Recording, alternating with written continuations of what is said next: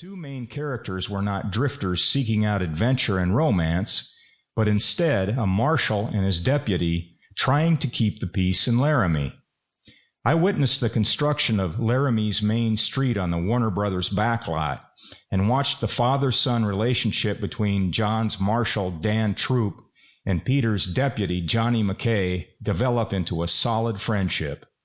I never did a Lawman episode, but Peter did two Sugarfoot shows, The Hideout and The Trail of the Canary Kid, and John was in Ring of Sand.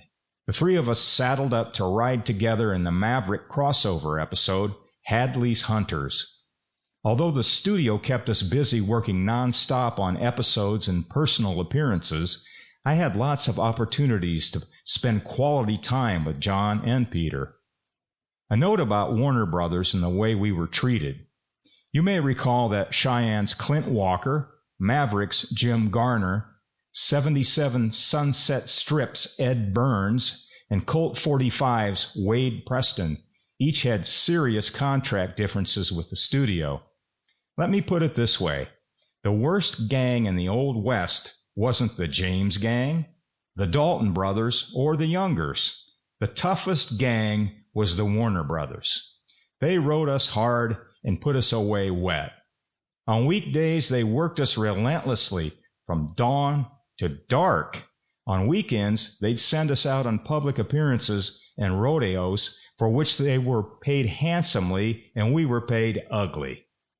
Over the years, I've met a lot of folks who have good memories of Lawman, and now with its availability on cable and DVD, the series has attracted many new fans. This book was written for them and anyone who likes the Old West. It not only provides readers with all the information they would want to know about the show, but it also explores the reasons for its popularity. My favorite part of the book is when Bill Levy describes the joy of watching Lawman and recognizing familiar faces like veteran film stars Robert Armstrong, Tom Drake, and Wayne Morris in featured roles, and such former Western heroes as Bob Steele, Alan Lane, Jack Butel, and Kermit Maynard in bits. The entire book illustrates Bill's passion for those thrilling days of yesteryear. So, buckaroos, enjoy riding down memory lane with Marshal Dan Troop, Deputy Johnny McKay, and the lovely Lily. Preface by Boyd Majors, author of A Gathering of Guns, 50 Years of the TV Western, and Western Clippings. John Russell, Marshal Dan Troop. Peter Brown, Deputy Johnny McKay. The television team that maintained law and order in ABC and Warner Brothers, Laramie, Wyoming, on Sunday nights for 4 years and 156 episodes. When it all began, Russell sat down with Peter Brown and said, "Look, we got ourselves a series. I think between us we can make it the best TV series in the country." And to my way of thinking, they did make it the best half-hour TV Western. Now, thanks to Bill Levy, you will be able to relive all those terrific episodes as well as gain an insight into the lives of John Russell, Peter Brown, and lest we not overlook Peggie Castle, who added sex appeal to the series.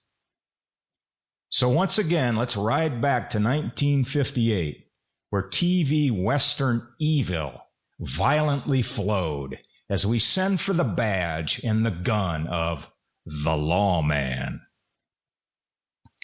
In the first edition of Richard West's book, Television Westerns, Major and Minor Series, 1946 to 1978, West concludes his introduction with this short paragraph.